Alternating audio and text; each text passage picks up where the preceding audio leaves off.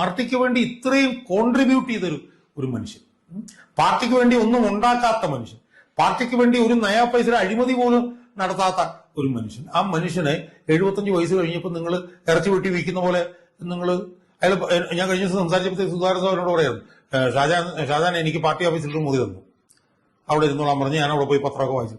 എന്നെ കണ്ടു കഴിഞ്ഞാൽ എന്തുകൊണ്ട് സുധാകരൻ സഖാവേ എന്നൊന്ന് ചോദിക്കാനുള്ള ഒരു മര്യാദ പോലും ഞാൻ കൈവെള്ളയിൽ വെച്ച് വളർത്തിക്കൊണ്ടുവന്ന ഈ പാർട്ടിക്കാർ കഴിഞ്ഞില്ലെന്ന് പറഞ്ഞാൽ എത്ര ഭീകരാണ്. അപ്പൊ ഞാൻ അവരോട് ചോദിച്ചു, സാവേ ഈ സുധാകരനും ഈ ആരിഫും ഇവരൊക്കെ എത്ര സൃഷ്ടിച്ച 10 വർഷം കൊണ്ടാണ് അവർ ലീഡർഷിപ്പിലേക്ക് വന്നത്. 971 പിന്നെ കൊല്ലം ജില്ലാ കമ്മിറ്റി അംഗമായാലാണ് അന്ന് ഈ പറഞ്ഞവന്മാര് പലരും ചിലപ്പം ഈ ഭൂമത്ത് ചിലപ്പം ഭൂജാതമായിട്ട് പോലും ഉണ്ടാവില്ല, മനസ്സിലായി. അപ്പൊ അതുപോലത്തെ ഒരു വലിയ മനുഷ്യനെ നിങ്ങൾ കൈകാര്യം ചെയ്ത് കൂടെ നിർത്തണ്ടേ? നിങ്ങൾ എന്താണ് ചെയ്യുന്നത്?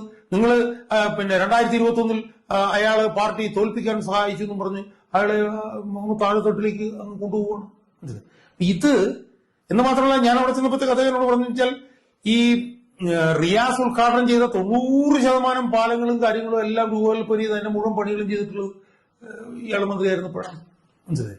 അപ്പം അതിന്റെ ഒരു ഇമ്പാക്ട് ശരിക്കും തെക്കൻ കേരളത്തിൽ ആകെ ഉണ്ടാകാൻ പോവുകയാണ് പാർട്ടി അണികളുടെ ഇടയിൽ ഇയാളോട് കാണിച്ച ഈ ഒരു അനീതി.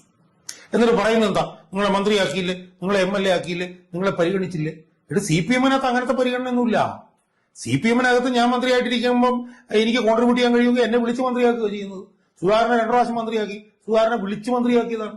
എന്നോട് സുധാകരൻ സഭ പറയാണ്, സാധാരണ എന്നെ 3 പ്രാവശ്യം സംസ്ഥാന സെക്രട്ടറിയേറ്റിലേക്ക് എടുക്കാന്ന് പറഞ്ഞപ്പോൾ ഞാൻ വേണ്ട, ഞാൻ സ്റ്റേറ്റ് കമ്മിറ്റി ഇരുന്നോളാന്ന് പറഞ്ഞു.